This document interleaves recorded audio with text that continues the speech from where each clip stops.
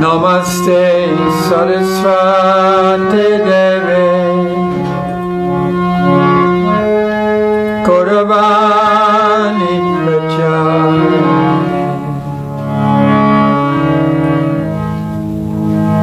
Nirvishesha Shunyavane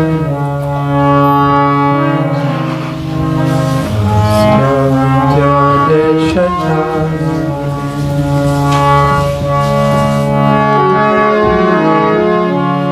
Jai Sri Krishna Chaitanya Prabhu Nityananda Sri Advaita Gadadhara Sri Vaishnavi Gaudam Bhakta-vrinda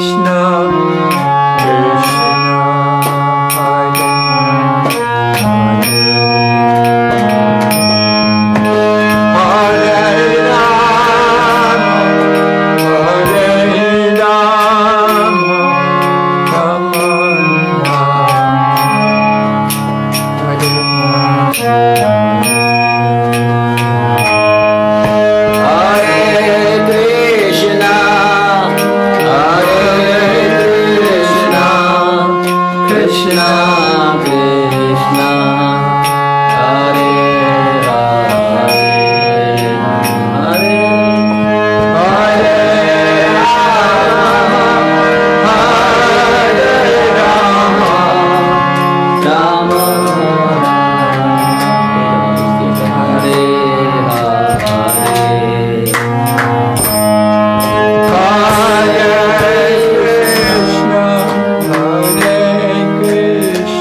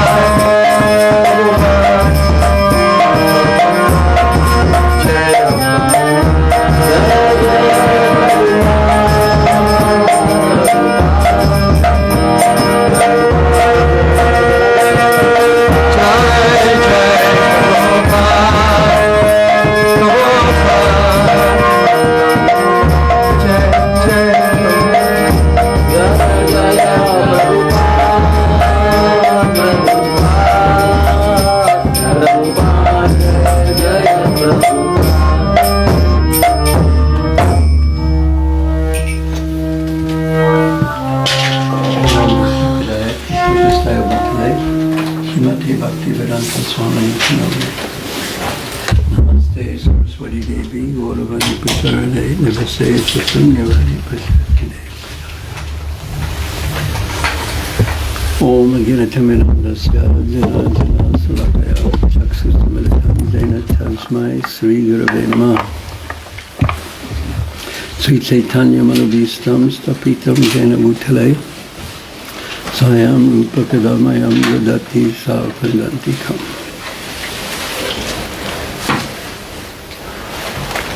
Vansakalpatrubhyasya Kripasindhubhayevaccha Patitram Pavanega Vaishnava.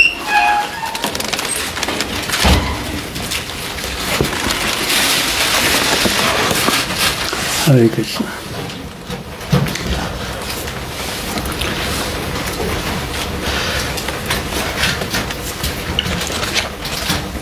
What are you thinking right now? Oh, that's a dangerous question to ask sometimes. What are you thinking right now, if it's appropriate to answer that question? Yes, I was captivated by a fresh face. Sorry, I asked. Could someone give me a more realistic answer? What are you thinking right now? Right this very second. Never mind, it's okay. The truth cannot be hidden. I'm just happy to be sitting in front of you. What's the worst thing you can think of right now? Try it from a different point of view. No, we won't.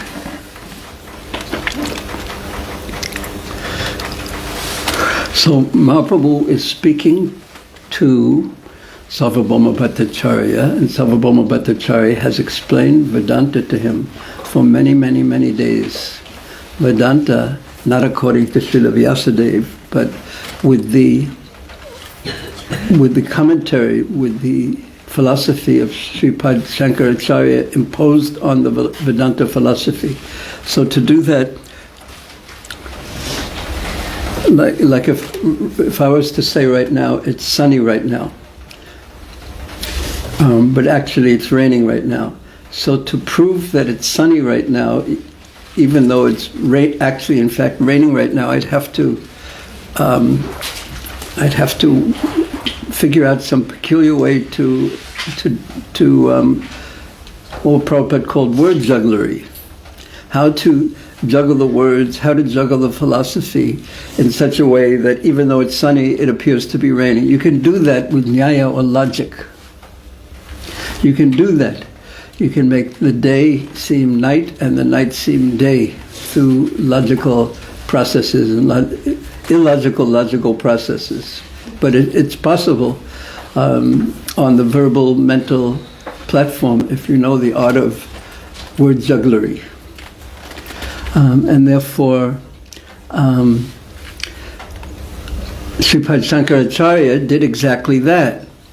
He took his philosophy, the Mayavad philosophy, which is basically the Buddhistic philosophy, and he explained the Vedanta philosophy, which is not at all like that. It speaks about truth, not illusion, and about the material world being true, and it speaks to an absolute truth that has qualities, that's personal, even though it doesn't name Krishna or even Lord Narayan, but it speaks to an absolute truth that clearly has qualities and is ultimately personal. But Shankaracharya, his own spiritual master was named Gaudapad, who basically took the Buddhistic philosophy and presented it through the Upanishads. So Shankaracharya, Sripad Shankaracharya, he used a lot of word jugglery or false or peculiar logic that's so complicated that unless you're completely well-versed in logic, you can't even put up an argument against it, or you can't even understand it, practically speaking.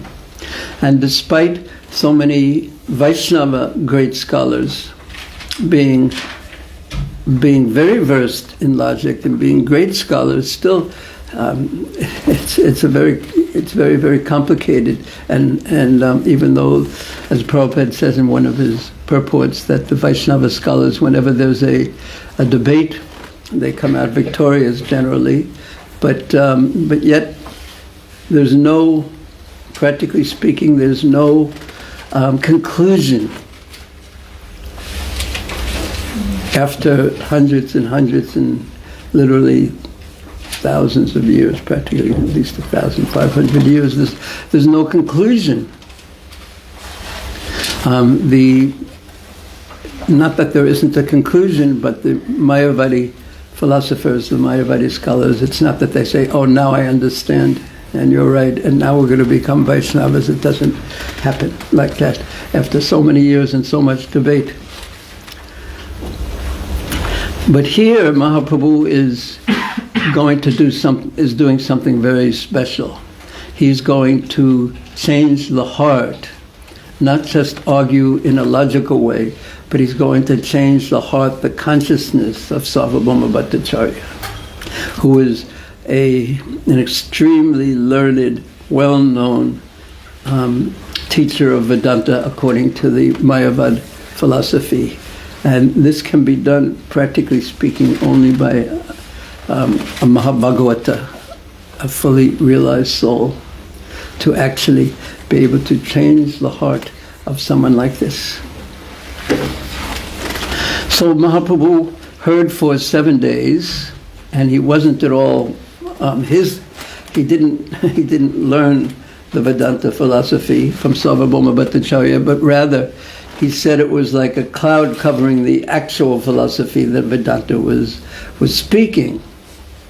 And then Sarvabhauma Bhattacharya heard from Mahaprabhu, and now that's what we're hearing now. And the topic at the moment is, this is the second of the 3 times where Mayavad philosophy is strongly opposed and philosophically combated, fought with. This is the second of 3 times that this goes on, with different aspects of Mayavad philosophy being spoken about each time. This is the second of 3 times in Caitanya Caritamrta. The first and the third were times having to do with Prakashananda Saraswati and the Mayavadi sannyasis of Benares. So Mahaprabhu is getting to the main point right now. He's speaking about the main point, about that the Absolute Truth is personal, and it's not nirgun. It's not that it has no qualities at all. It's sagun. It's with qualities. And the Mayavadis will call Nirgun Brahman the ultimate, and Sagun Brahman, the Brahman with qualities, as something temporary presented. All this is clear? Anyone have any questions up to this point? But Mahaprabhu was going to say something that we will hear right now. And then as soon as I read it, I'm going to ask you...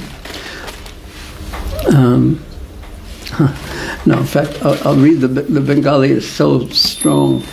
The verse itself is so strong. It's Sri Vigraha. What does Sri Vigraha mean? The form of the Lord.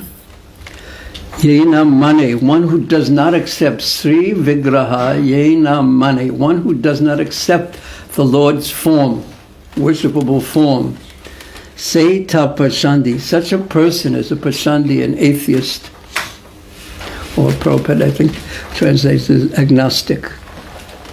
Agnostic means sitting on the fence. I won't say there is God. I won't say there isn't a God. I can't make a judgment. I don't have enough information. It's not clear to me, or it's not provable. So I'll just say there is, there isn't. I won't make a statement about it.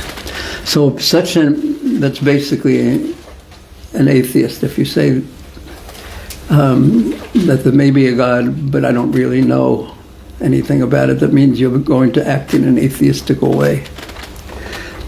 So Sri Vigraha Ye na mane, if one doesn't accept, this is Mahaprabhu speaking, if one doesn't accept the form of the Lord, say ta pashandi, and how would one deal with such an agnostic? This is how strong he is in speaking to Sarvabhauma Bhattacharya.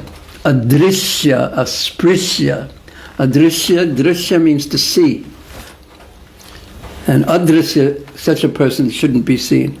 Asprishya, he shouldn't be touched. It's pretty heavy. Not very politically correct, where everyone accepts everyone regardless of what they think or who they are.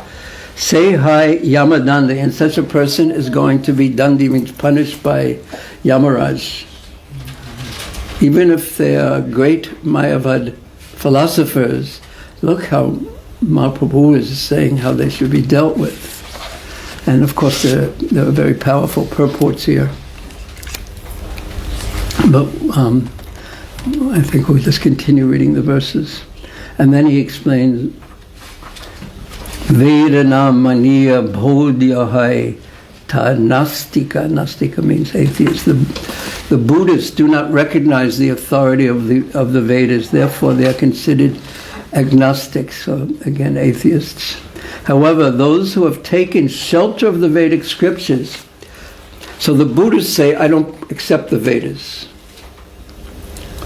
I don't accept it, and therefore we have our own way of reaching our conclusions. Mostly it's nyaya or logic and meditation and things like that, and they have their own scriptures, but they don't accept the Vedas. So the Buddhists do not recognize the authority of the Vedas. Therefore, they are considered agnostics, or Gnostic, means also atheists. However, those who have taken shelter of the Vedic scriptures, who accept the Vedic principles, yet preach agnosticism, this is the Mayavadis, we accept the Vedas. So this is specifically what Gaudapad, the grand spiritual master of Sripad Shankaracharya, did. He was clearly associated with and studied the Buddhist philosophy, but he took the Buddhist philosophy and presented the Buddhist philosophy through the Upanishads. So those who accept the scriptures, the Vedic scriptures, yet preach the same as Buddhism, and Sripad Ramanujacharya called them Channa Bhaud, means the Mayavadis are covered Buddhists. Same, it's just covered with the thin veneer of Vedic scriptures. So those who take shelter of the Vedic scriptures, yet preach agnosticism in accordance with the Mayavad philosophy, are certainly more dangerous than the Buddhists. So he's speaking so directly to Sarvabhauma Bhattacharya. Srila Vyasadeva presented the Vedanta philosophy for the deliverance of conditioned souls, but if one hears the commentary of Shankaracharya, everything is spoiled. Yeah, Mayavadi Bhasya, the philosophy or the commentary or the explanations of the Mayavadis, Shunile, if one hears this, Kai Sarvanash, everything is ruined. Sarvanash means everything is destroyed. And yet Mahaprabhu himself just heard for 7 days the Mayavad philosophy. But but later,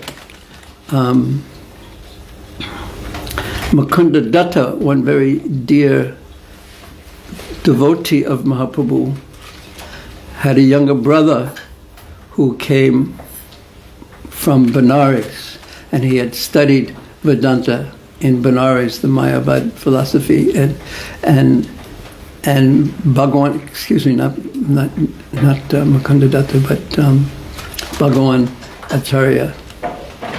So Bhagavan Acharya's younger brother had studied Mayavad philosophy in Benares, and he came to Jagannath Puri, and Bhagavan Acharya was so proud of his younger brother's learning, he wanted everyone to hear this philosophy, hear him speak, and he even asked Swarup Damodar, Mahaprabhu's personal secretary, who is basically the same as Mahaprabhu. Hearing from Swarup Damodar was the same as hearing the opinion of Mahaprabhu, and he just said, no, you can't hear. You can't hear. And something like that happened with Mukunda Datta too, because Mukunda Datta was hearing from Mayavadis, and Mahaprabhu said, I'm not going to see, he when he's with us, he's with Vaishnava. He's like a Vaishnava. And then he hears, because there are many people like this, they'll go to everyone. So when they have the Vaishnava sentiments, when they're going to the devotees in hearing, and then when they go to Mayavadis, it's all one. And so Mahaprabhu was so upset, he says, don't bring him to my company anymore. I don't want to see him. So Mukunda Datta was so upset, because Mahaprabhu was his whole life. So he sent back a message, how long before Mahaprabhu will see me again?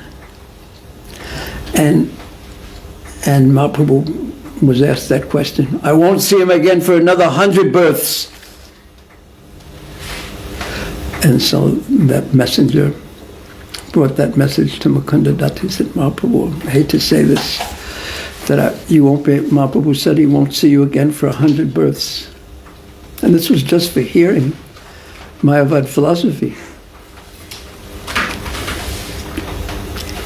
And when Mukunda Datta heard that, he started dancing in ecstasy, something like you would do. And he said, oh, I'll be able to see Caitanya Mahaprabhu with 100 births, I'm so fortunate. So the depth of this kind of devotion is impossible for us to quite comprehend, because we think of, how long is a long time? Krishnadas, if you have to sit quietly for, how long is a long time? No, don't look at your mother for an answer, no. How long is a long time? 1 hour. Okay, one good answer. So when we're young, 1 hour is a long time, or even sitting quietly for 10 minutes is sometimes a long time, even for us sometimes, the elders. But usually, what is the concept of a long time? If someone says you have to wait 10 years or something like that, so long, or 20 years or 30 years, what to speak of 10, 100 lifetimes? So we have a concept of time that's very shallow, and that's due to Rajaguna, the mode of passion. We want everything and we want it now.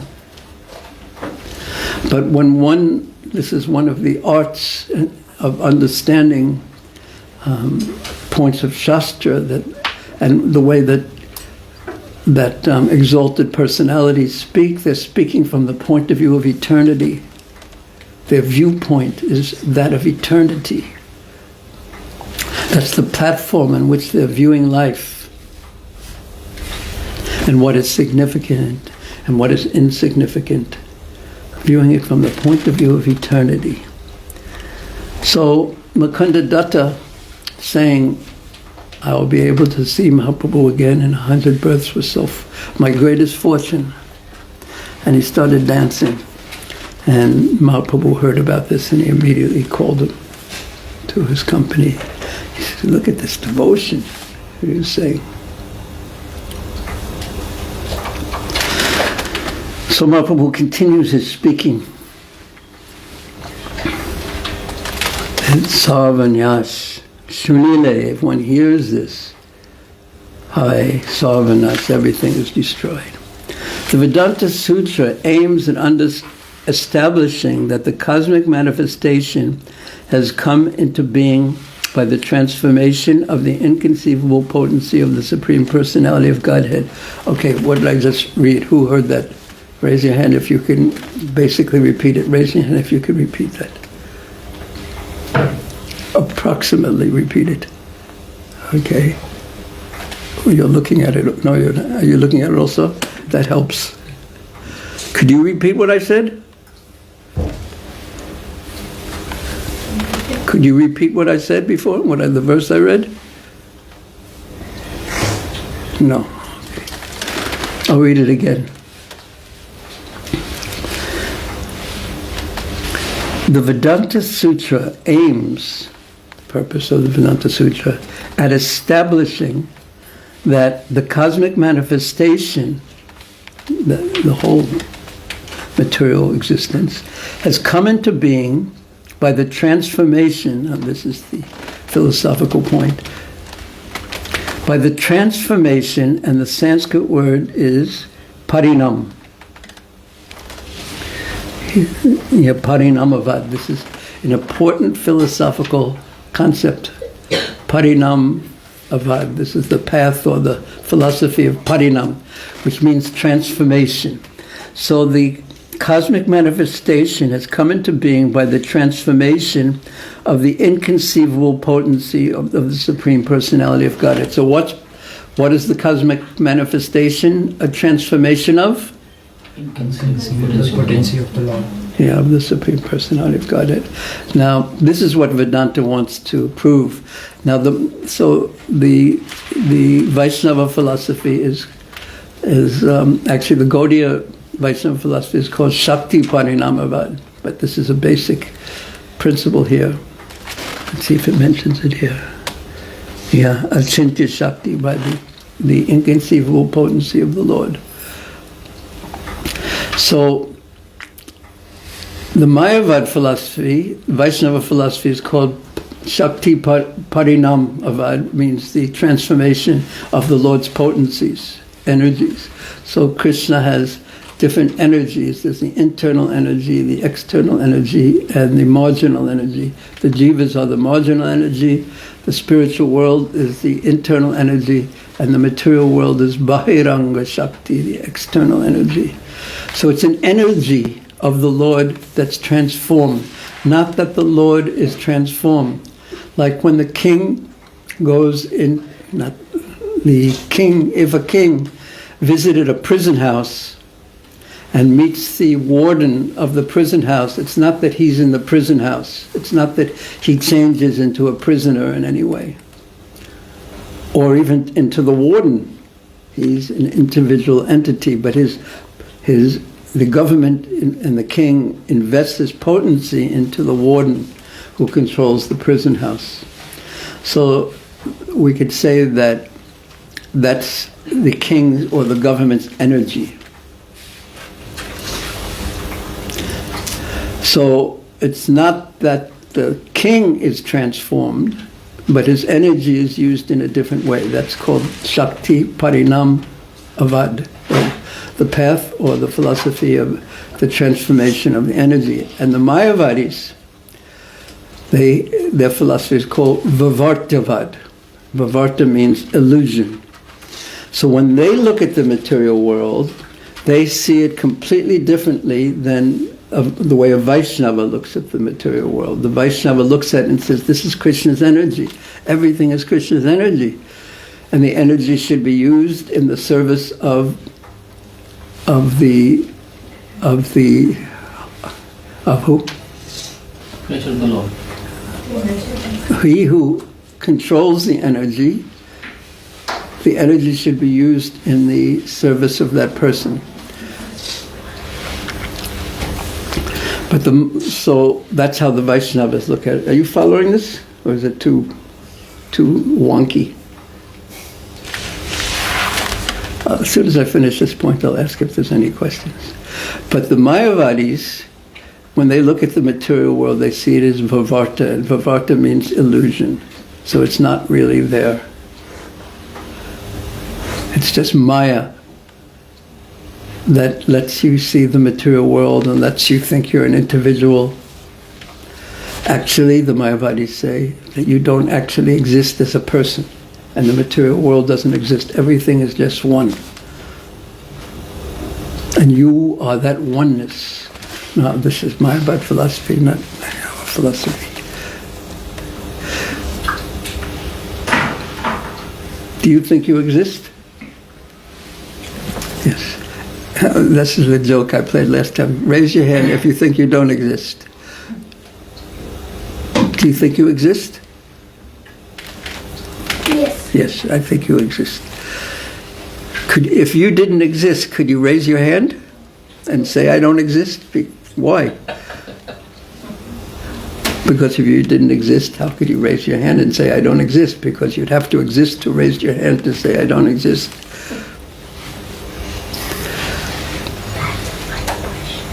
So the Mayavadis, they say the individuality is an illusion. We're not individuals at all.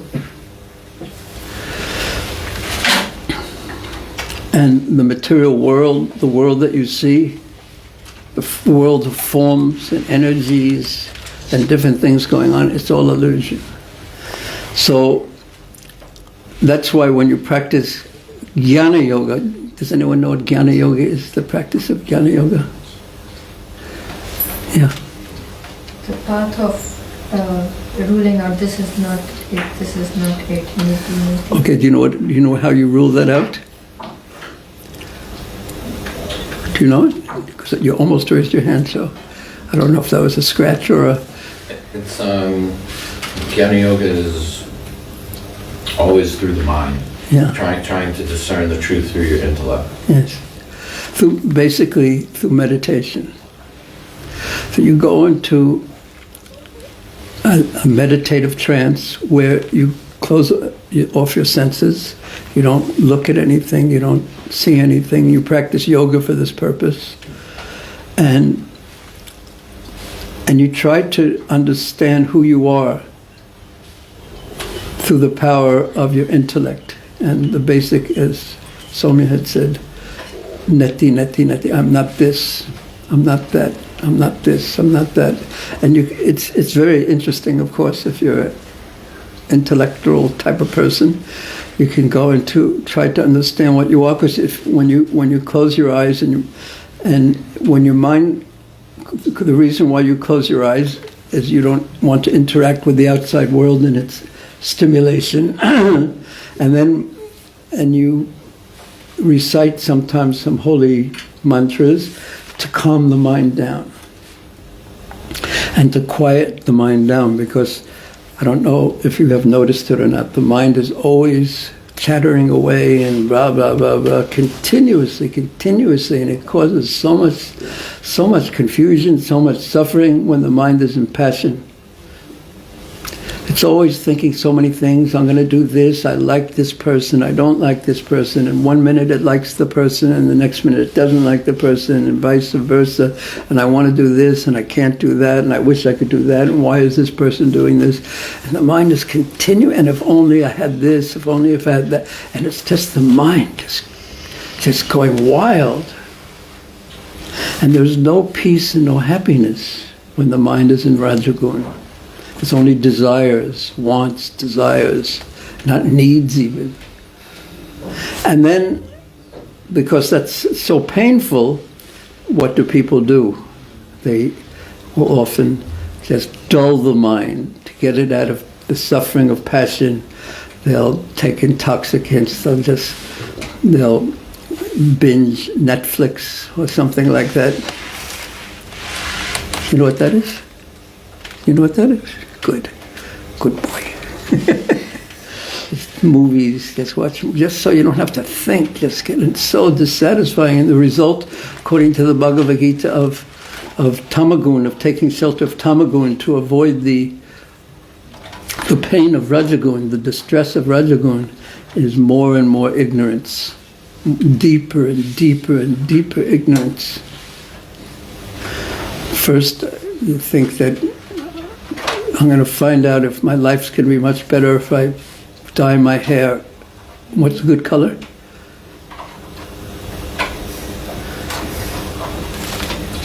Green? Have you seen people dyeing their hair green? I'm going to see if I'm much more happy, and if that doesn't work, I'll dye it red, bright red. Huh? Purple. Yeah. And if that doesn't work, I'm not happy. What am I going to do? I'm going to run up a credit card bill, just buying and buying, and then if that doesn't work, I'll just become angry at everyone and maybe shoot people and things like that. So it's tamagun. But then there is sattvagun. And to bring the mind to sattvagun, which means basically simply slowing it down. And that can be done very, very simply, because what are the practices of yoga, of Ashtanga yoga? There's yam niyam, the basic rules and regulations, and then you do asanas, and then you do pranayam. And there's a direct connection between the mind and breathing. So if you just breathe properly, the mind quiets down. Did you know that? Yeah. And we could do a little experiment on it, but probably we'll all go to sleep, so I won't even bother. But the mind quiets down. So then you can do some type of a meditation, then you enter into a meditative trance, and then you could see the difference between yourself and the thoughts. So then you take one thought, I'm not this thought, I'm not that thought, I'm not this thought, neti, I'm not this, I'm not my body, I'm not my arm, I'm not this thought. And then you can come to the more and more subtle, because the mind slows down even more, and then sattvam samjayate jnanam, when the mind is very, very peaceful, then naturally, when one removes all the things that one is not from one's consciousness, as the mind becomes peaceful, then sattvam samjayate jnanam, then one experiences knowledge. And what is the knowledge? That I exist separate from my body. That I'm not my body. The direct experience of that I'm consciousness. That's what the Jnanis understand, that I am consciousness. That is not Vaishnava philosophy, that I am consciousness. But it's the conclusion of the Jnanis. The Vaishnava philosophy is, I am an eternal servant of Krishna, and the symptom of my existence is consciousness. The symptom of the soul is consciousness, not I am consciousness. But through bringing the mind to the mode of goodness, basically, one can become quite satisfied and peaceful and experience oneself as consciousness. That's the process of Jnana Yoga, basically. Is anyone attracted to become a Jnana Yogi? But there's a problem. One problem, there's many problems, but one problem is that you just have to sit there continuously. You can't interact with anything. You can't interact. You always have to keep, because you don't want to get involved in anything to do with the illusion of the material world. This is the Jnani, the Mayavad philosophy, the personalistic Jnani philosophy. You don't want to interact with this illusion and get some more karma that's going to entangle you further. So you just have to go to some cave in the Himalayas, not practice yoga in a yoga studio somewhere in the city, but you actually have to go to some quiet place where there's no mobile phones, no mobile phone towers, there's no people, there's no one's going to disturb you, no one's going to talk to you.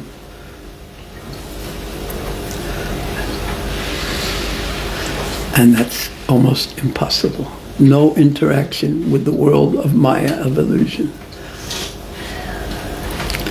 So there's one yogi, famous Paramhamsa Yogananda, who said he used to live with so many yogis, and he said, in the day they argue philosophy, and at night they argue over who gets the firewood.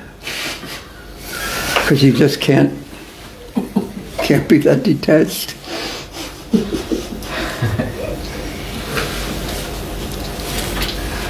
Very rarely you can. And then the other thing, because you can't remain, you get lonely. That's what I heard Prabhupada say that. Someone asked him, do the Mayavadis generally fall down, even with their experience, Gyan, or do they always fall down? And Prabhupada replied, they always fall down. And the devotee Mataji who asked the question said, why do they always fall down? And Prabhupada thought and said, because they get lonely. We need to interact. Need to interact. Because the nature of the soul is not just consciousness. The nature of the soul is relationship. Relationship with ultimately Krishna and thereby all other living entities.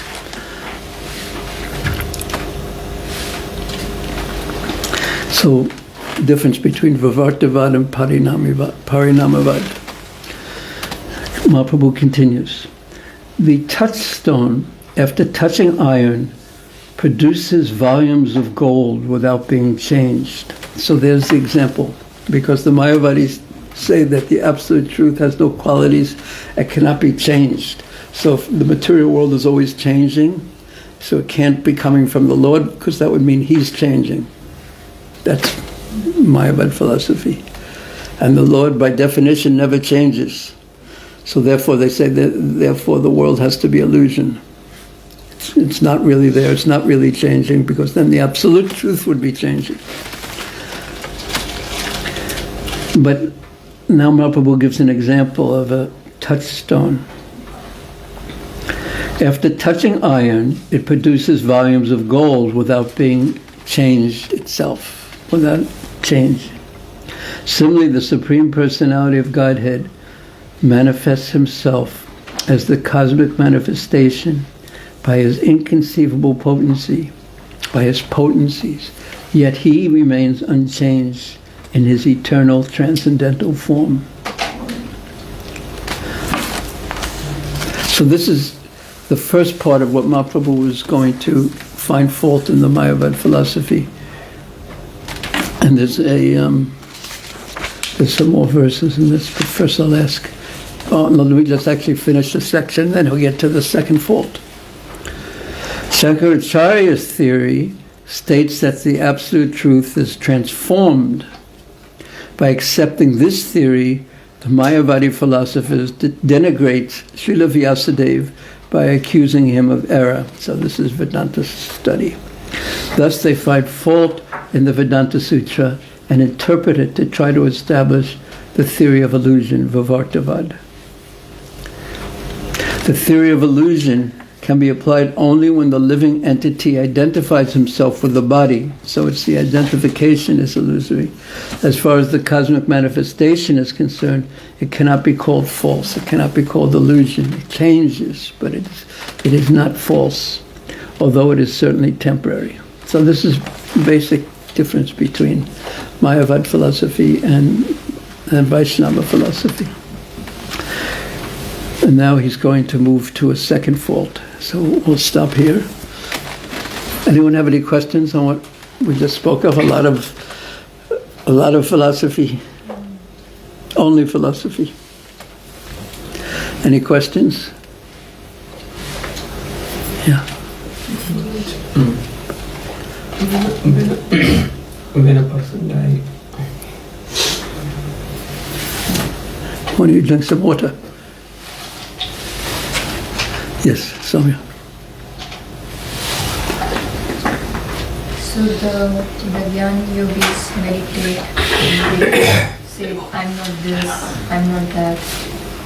And then while we are meditating on the Hare Krishna Mahamantra, and mind is all over the place. So I try to bring my mind just this thought that I'm a servant of Krishna. But the realization is not there. It's just like a parrot speaking. This is a Sunday morning confession. So, was that a question or a comment? Was there a question hidden in that? The question is, What to do? yeah, how can we... Well, okay. When you see your mind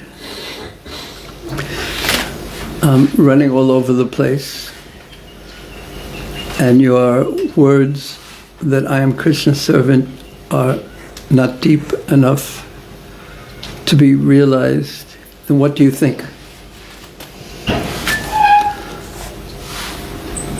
When possible, then try to say, please help me. But is that what you think? Sometimes. Yeah. So if the next step is humility, then that's what Mahaprabhu says, that Trinadapi Sunichena. That if one becomes humble, then only Kirtaniya Sadahari, then the mantra has life.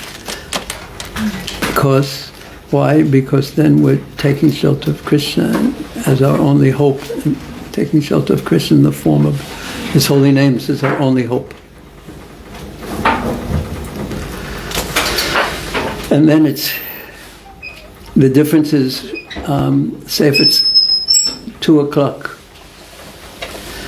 and you ate a big breakfast at 12 o'clock and you think 2 o'clock I'm going to have lunch.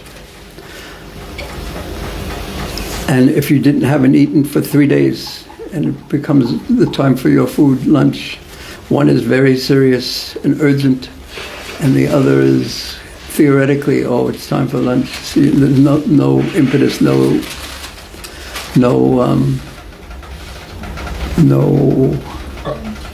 urgency. No urgency, the exact word I was thinking of.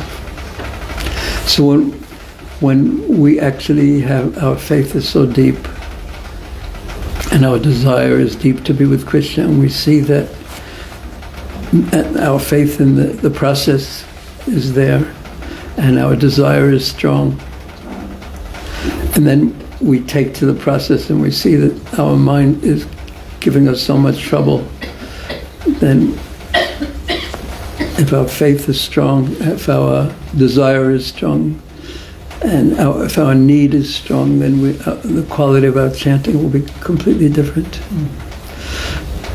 But one can't do it by a mental adjustment for more than 7 seconds or so. So one needs to build an attachment to Krishna, join in the kirtan, good kirtans, and hear and become attracted to Krishna. Hear about Krishna and His wonderful qualities and His great beauty and His incredible pastimes. And also one has to purify one's heart at the same time. So it's a gradual process. But one can do it in one moment if one is realized enough.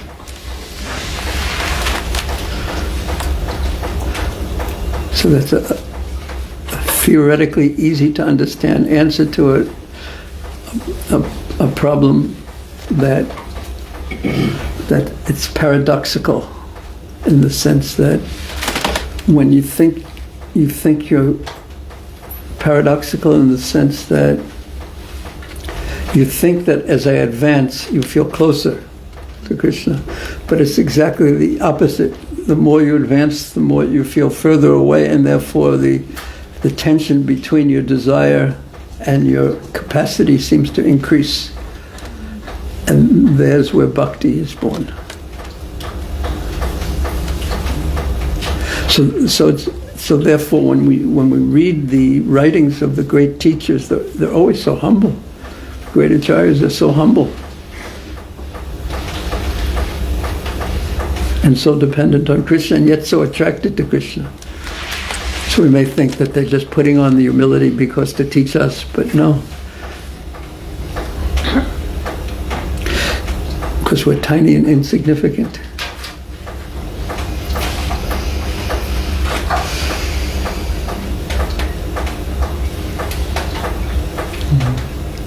But we don't think of ourselves like that. We think of ourselves as quite significant. And therefore the product of humility will be amanina manadena, to respect others, to be tolerant. I remember one time I was in Vrindavan doing a kirtan at Krishna Balaram Mandir, and sometimes the brahmacharis during a kirtan, they do this peculiar thing that I don't think anyone ever did it during Prabhupada's time, when they put their hands like this. I don't know if you've seen that. Then they spin around. Did you ever see that? Like a pair of brahmacharis. Huh? Like two people. Two people, and then they spin around, and then everyone sort of stares at them and forgets about the kirtan and the deities and everything. But they spin around and spin around and spin around, and then till one lets go or something, they go crashing into the crowd or something. You seen that? I think so, yes. Yeah. Have you seen that? Have you seen that? Have you seen that? Mataji? Yeah, so I don't like it, in case you didn't notice. Because, for many reasons. I guess it's good exercise or something, but so these brahmacharis were doing this in Krishna Balaram Mandir, and everyone is standing around just staring at them while the kirtan's going on right in front of Krishna Balaram. And there was some people, some old pilgrims, ladies, and others were looking at the deities, and then one of the brahmacharis let go or something like that, and one went smashing into this old lady who was looking at the deities, Brijbasi lady, and I got so upset, and I just watched, and then just the lady, she's a Brijbasi lady, she just sort of got up, didn't notice almost, and then just went back to look at the deities. She didn't get the slightest bit upset, because her concept of who she was included these things happen all the time. You get knocked over in life, and a bullock cart hits you, or someone, or this happens. So the concept of oneself in modern world is very big false ego, and a sense of entitlement. Only good should happen to me. But reality is so far different from that. So this Mataji was, she didn't even notice. It really shocked me. It shocked me enough to remember it, enough to tell you. One of my files of amazing stories. She didn't notice.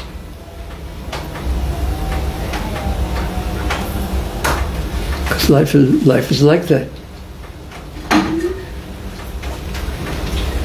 So the size of the false ego is much smaller than the more modern false ego, which is, how dare you do this to me? And that's what happens when Westerners go into Krishna Balaram Mandir or something like that, or what to speak of a Kumbh Mela or something like that, when everyone is, or Nathdwar. Have you ever been to Nathdwar? It's like an ocean of people pushing, and unless you surrender to the ocean, as soon as you surrender to the ocean, it's ecstatic. But if you, how dare they? Do you know what I mean? How dare they? Everyone's just pushing. Don't they know that they they have their devotion and devotional way? But as soon as you just go with it, it's like a dance. Have you been to Nathdwar? No, just was remembering some of the situation. Some other one like that. Have you been to Nathdwar? I used to go similar situations when I used to catch a train. Yes. That is what I was Same principle. The local trains. And you have to go anyway.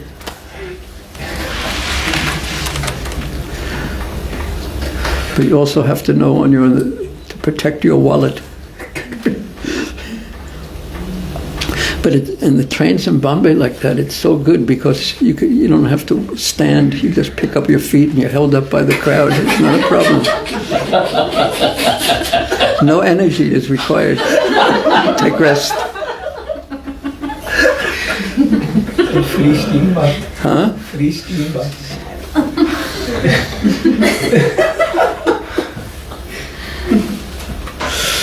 Okay. Did anyone have any questions? Did you ready for your question now? Yes. Like you're talking about consciousness. So when a person dies, we see that there is no existence of consciousness also. So then any modern theory can be supported when they see that person has died. So where is consciousness gone? There is no consciousness. So when you are alive at that time, there is consciousness. But when you die, consciousness also dies. So how do we, unless we follow the Shabda Pramana of Bhagavad Gita, then we can... But there's a logic also. Yeah. The logic, Krishna says, Dehenos minyatadhe komaram jovinam dara, that we see that there was a little, you once had a young boy's body, and then once you had this big, and then you became this big, and then you became this big. And so did your consciousness die when you changed your body? That's, so of course it's not a proof, but it's an intuitive proof. So why assume that the consciousness disappears at the death of the body? Why just assume that? Can they prove it? Not possible to prove. And they don't even know what consciousness is.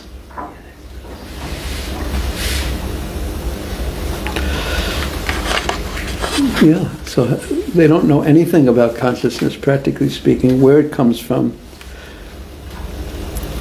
It's like if you still use your iPhone, yeah? So if someone is talking to you with another phone and calls you on your phone, and your phone battery dies, or something like that. So does that mean, and there's no more sound coming through, does that mean that he no longer exists? Of course not.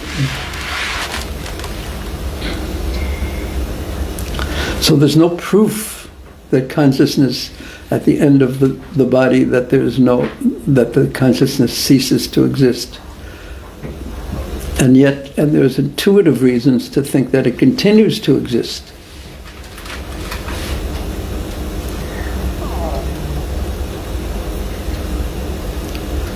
Anyone else want to add anything to that? Yeah. Guru Maharaj, can we use the point of reincarnation in this argument? That we see the evidence of reincarnation. We see the evidence? Reincarnation? Yeah. People they remember from the previous. Oh, yes.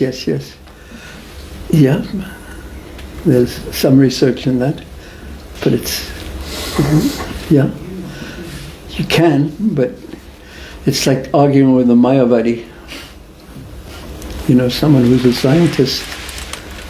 But that's a good one to prove that there is some scientific research in that. That fellow's name is Stevenson, I think. Yes? Yes. And now he's also reincarnated somewhere.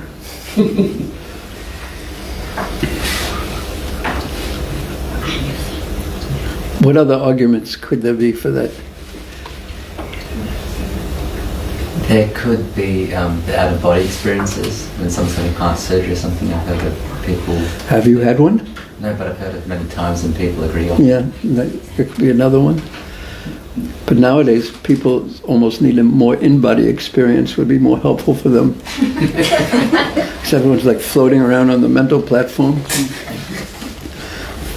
You see that? I remember the first time I saw people many years ago using a Bluetooth, and you see them at there's like lines of people sitting at the airport waiting for a train, and there's people sitting next to each other and everything like that. And no one's talking to anyone else except they're all talking. And they're talking, and it looks like they're talking to no one. I thought, this is the most peculiar thing. And no one's ever talking to each other. They're just, it's the strangest thing. So an in-body experience would be helpful.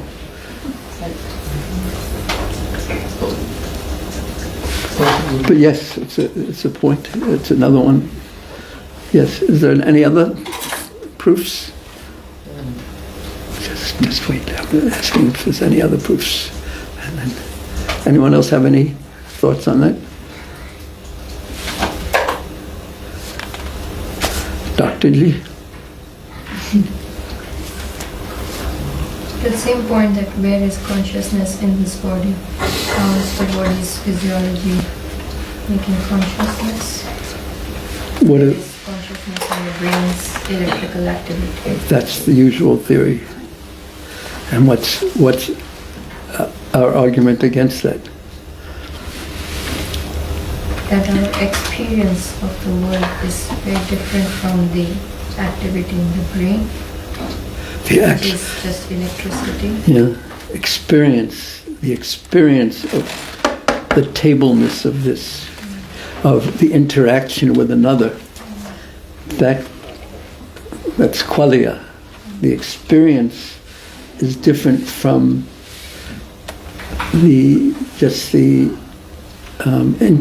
that which comes out of the electronic interactions of the brain. No one can prove that. It's just a theory. But everyone accepts the theory as if it's reality. And that's not what science means. And it's not proven at all.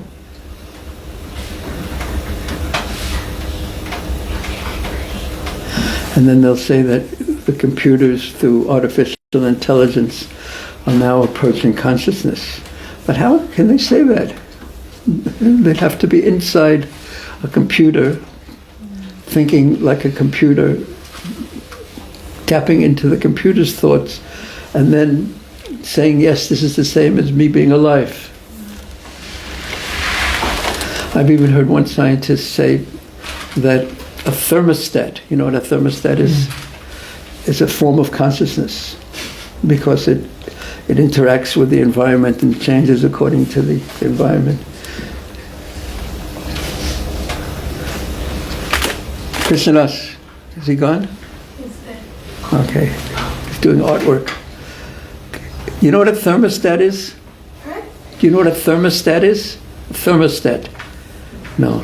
Okay, never mind. Hare Krishna. So people, I mean, you have to have so much faith to think that a thermostat is conscious. And a lot of faith and no reason. Yeah. I happened to read an article which said about the definition of life how to define life. And a very nice definition was there. Life is something which has a capacity to desire and to experience. That differentiates a robot from even the most advanced robot. Does not have the capacity to desire. So that life means the capacity to desire and the capacity to experience. So who wrote this definition? I don't remember exactly the author, but Right, just in but the context of this discussion. yes, but I'm just bringing up the point that the artificial intelligence people will say we can duplicate that. You can program. It is the desire of the desire of the robot maker, and not the desire of the robot to be in existence. But I'm just saying that won't convince a person who's an atheistical, artificial intelligence, faithful, church-going believer, worshipping in the church of artificial intelligence. Because they adjust according to circumstances and assimilate. But yes, it's desiring and active. The symptom, another symptom of life is activity. And individuality.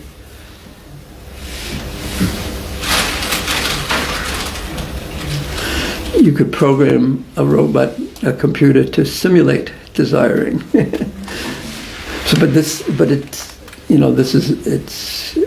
is like arguing with convinced Mayavadi. There's no end to it. They'll say yes, it is. No, it's not. Yes, it is. No, it's not.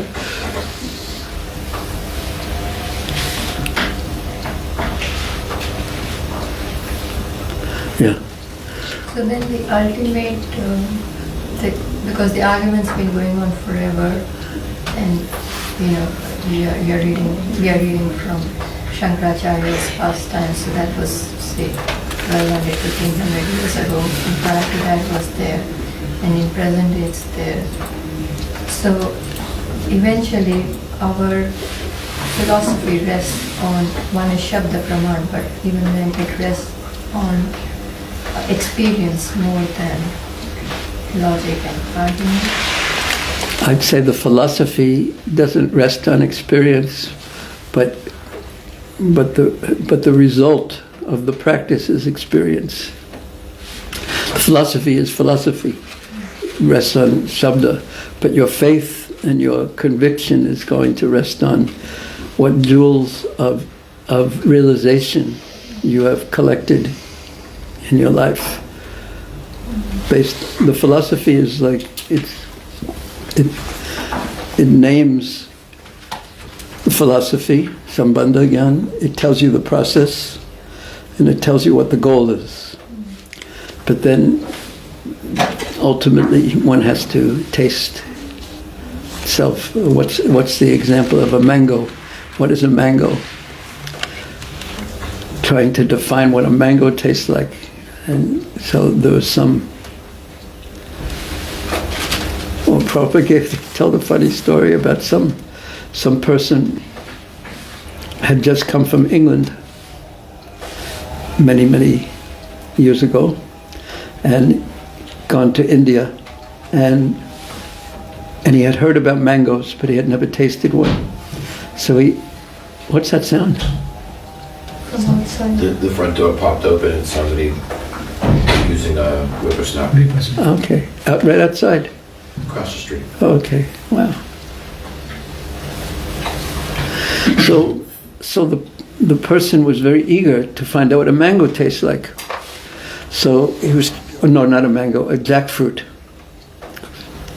So what does a jackfruit taste like? Raise your hand if you've never had a jackfruit. What? Have you had a jackfruit? Linda? I'm not certain, sorry. Yes. But then there's green jackfruit and ripe jackfruit. Yes. Paka and kacha. So he asked, what does a jackfruit taste like? So the man thought a while and said, it is like drinking sugar cane. This is the mature one, the paka one. Like drinking sugarcane juice through a Muslim's beard. The story that Prabhupada told. It's a little gross. Excuse me. Did you ever hear that before? Yeah. Did you ever hear it before? Just think, from now on, you could never say that. I've never heard that before. You can't say that anymore. Now you've heard it. It's yours. Oh my. So there's a difference between the philosophy of, or the description of what it tastes like, and the actual experience. Yeah. So yes, we want the experience, and that's our wealth. And to have faith in the philosophy. If someone's deep enough, they can actually have the experience just by hearing a realized speaker describe it. And if you're there in consciousness, you can have the full experience. Okay, we should end now. Thank you so much. That's a good way to end a philosophical class, like drinking sugarcane juice through a Muslim's beard. Hare Krishna, thank you. Hare Krishna. Hare Krishna.